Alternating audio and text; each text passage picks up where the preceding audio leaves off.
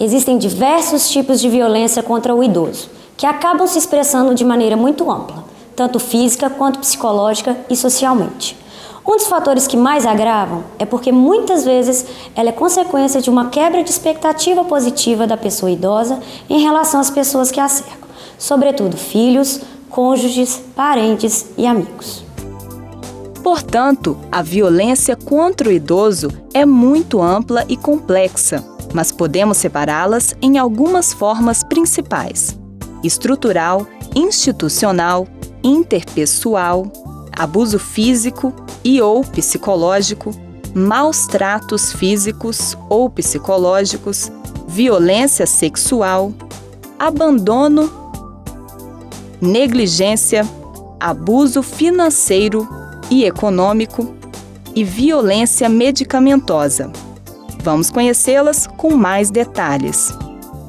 A violência estrutural é mais social e caracterizada pela desigualdade social, consequência de uma baixa condição financeira.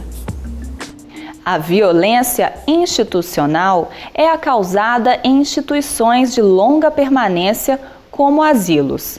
Em alguns desses locais, os idosos podem ser maltratados e privados de suas necessidades, como poder de decisão e de vontade, alimentação adequada, cuidados higiênicos básicos, além de um atendimento médico especializado.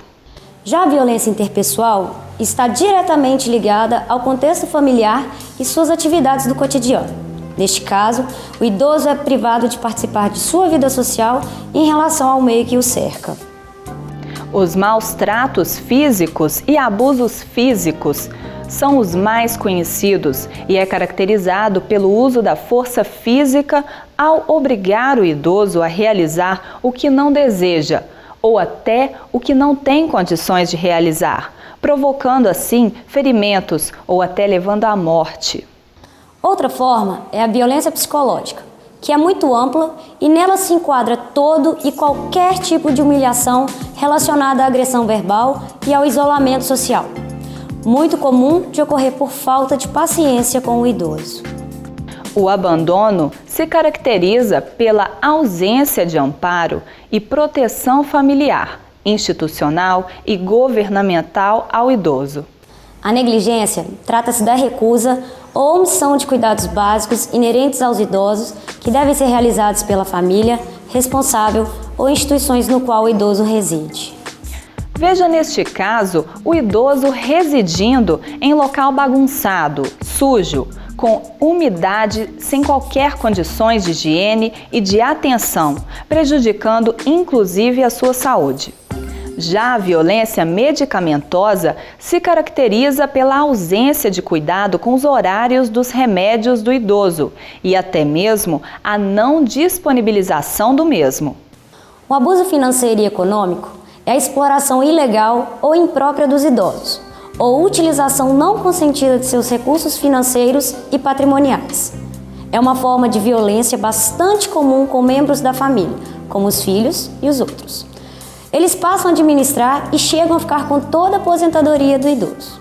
Esse tipo de abuso também pode ser observado em brigas por heranças e geralmente estão ligadas a algum tipo de violência, como a física e a psicológica. Uma das grandes dificuldades vindas do próprio idoso é que grande parte destas violências estão relacionadas a questões afetivas, uma vez que o agressor, na maioria das vezes, é da própria família ou alguém muito próximo. Por questões afetivas e mesmo por medo de perder o carinho da família, muitos idosos temem denunciar o agressor, não só por si, mas pelas outras pessoas da família. Por natureza, esses idosos já se sentem relativamente diminuídos socialmente, no que diz respeito à humilhação, e muitos não conhecem os seus direitos. Nestas situações, é muito importante que tanto a família quanto o cuidador identifiquem estas situações. Esta tarefa, na maioria das vezes, não é muito simples. Vamos conhecer com a professora como identificar algumas características que a indicam, iniciando pelas posturas do idoso em relação ao agressor. Os idosos podem apresentar diversas reações frente aos tipos de violência que podem ser acometidos. Os 3 principais são: a pessoa idosa apresenta medo constante com omissão de respostas quando dirigidas perguntas a elas. Apresenta mudança de comportamento na presença do agressor. E a presença de agitação ao falar sobre o assunto. Essas são as principais, que não devem ser confundidas com sinal de depressão. Mas os agressores também apresentam alguns sinais, como negação, muito comum ao agressor, isolamento, onde o agressor prende o idoso em casa para que ele não saia e conte a alguém o que se passa no domicílio. Fracasso, no qual o agressor pensa que ao pedir ajuda estaria admitindo a violência. Traços de estresse constante, mostrando-se hostil. Dificulta a conversa do idoso com outras pessoas que o visitem. Utiliza de estratégias a fim de convencer os demais de que o idoso está fora do seu estado de normalidade mental, com algum tipo de demência. Como já mencionado, não é muito simples identificar esses sinais.